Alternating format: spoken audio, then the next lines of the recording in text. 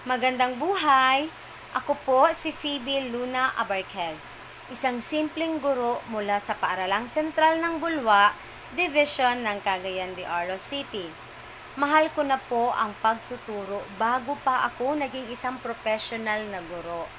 High school pa lamang po ako ay naging volunteer teacher na ako sa aming simbahan at mula noon hanggang ngayon ay hindi nawawala ang pagmamahal ko sa profesyong ito.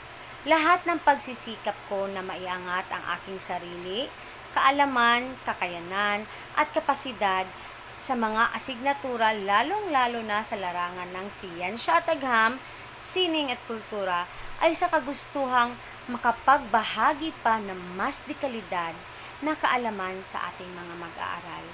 Hindi madali ang buhay ng isang guro. Lahat ng emosyon ay mararanasan natin. Pero, ang pinakamatandang propesyon na ito ay siyang naghuhulma sa bawat henerasyong nagpapatuloy sa ating kabihasnan. Muli, ako po si Phoebe Luna Abarquez, ang inyong lingkod.